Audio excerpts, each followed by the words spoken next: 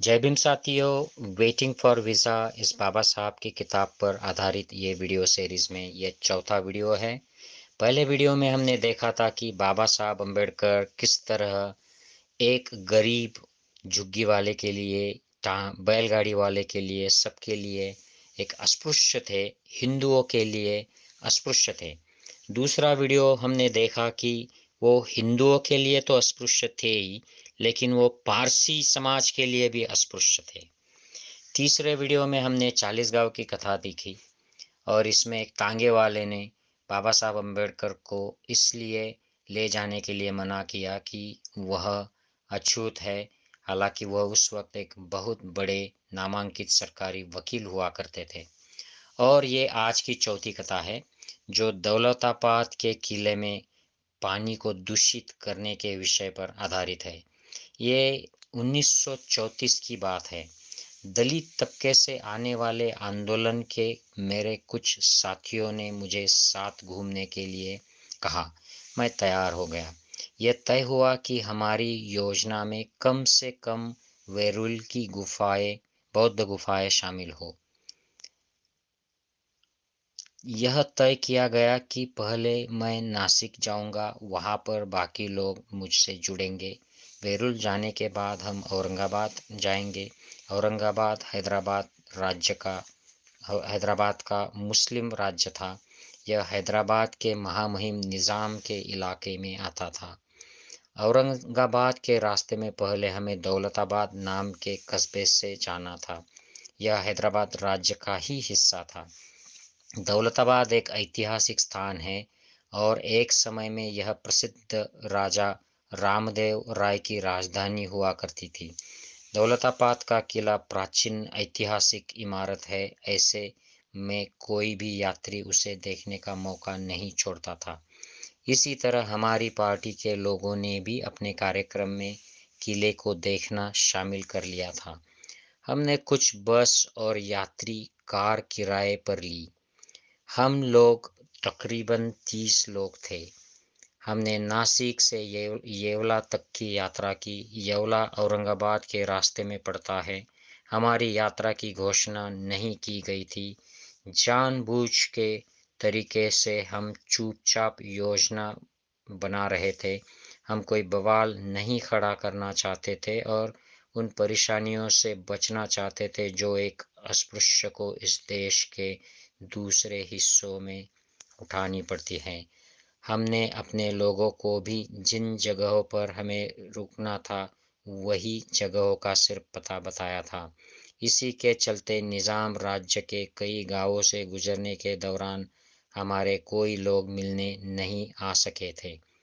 दौलताबाद में निश्चित ही अलग हुआ। वहाँ हमारे लोगों को पता था कि हम लोग आ रहे हैं। वो कस्बे के मुहाने पर इकट्ठा होकर हमारा इंतज़ार कर रहे थे। उन्होंने हमें उतरकर चाय नाश्ते के लिए कहा और दौलताबाद किला देखने का तय किया गया। हम उनके प्रस्ताव पर सहमत नहीं हुए। हमें चाय पीने का बहुत मन था, लेकिन हम दौलताबाद किले को शाम होने से पहले ठीक से देखना चाहते थे। इसलिए हम लोग किले के लिए निकल पड़े और अपने लोगों से कहा कि वापसी में चाय पिएंगे। हमने ड्राइवर को चलने के लिए कहा और कुछ मिनटों में हम किले के फाटक पर पहुंच गए। यह रमज़ान का महीना था जिसमें मुस्लिम लोग व्रत रखते हैं। फाटक के ठीक बाहर एक छोटा पानी का टैंक था। उसके किनारे पत्थर का रास्ता भी बना था। यात्रा के दौरान हमारे चेहरे, शरीर, कपड़े धूल से भर गए थे। हम सबको हाथ मुंह धोने का मन हो गया। बिना कुछ खास सोचे हमारी पार्टी के कुछ लोगों ने अपने पत्थर वाले किनारे पर खड़े होकर हाथ मुंह धोया। इसके बाद हम फाटक से किले के अंदर गए। वहाँ हथियार बंद सैनिक खड़े थे। उन्होंने बड़ा सा फाटक खोला और हमें सीधे आने दिया। हमने सुरक्षा सैनिकों से भीतर आने के तरीके के बारे में पूछा था कि किले के भीतर कैसे जाए। इसी दौरान एक बूढ़ा मुसलमान सफ़ेद दाढ़ी लहराते हुए पीछे से चिल्लाते हुए आया, थेड़ तुमने टैंक का पानी गंदा कर दिया। तो ये थेड़ जो है साथी, ये अछूतों के लिए, म्हारों के लिए इस्तेमाल किया जाता था ये शब्द। जल्दी ही कई जवान और बूढ़े मुसलमान जो आसपास थे उनमें शामिल हो गए और हमें गालियां देने लगे। थेड़ों का दिमाग खराब हो गया है, थेड़ों को अपना धर्म भूल गए हैं कि उनकी औकात क्या है। थेड़ों का सबक सिखाना जरूरी है। उन्होंने डराने वाले रवैया अख्तियार कर लिया। हमने बताया कि हम लोग बाहर से आए हैं और स्थानीय नियम नहीं जानते हैं। उन्होंने अपना गुस्सा स्थानीय अछूत लोगों पर निकालना शुरू कर दिया, जो उस वक्त तक फाटक पर आ गए थे। तुम लोगों ने इन लोगों को क्यों नहीं बताया कि ये टैंक अछूत इस्तेमाल नहीं कर सकते हैं? ये सवाल वो लोग उनसे लगातार पूछने लगे। बेचारे लोग, ये तो जब हम टैंक के पास थे तब तो वहाँ थे ही नहीं। यह पूरी तरह से हमारी गलती थी क्योंकि हमने किसी से पूछा भी नहीं था।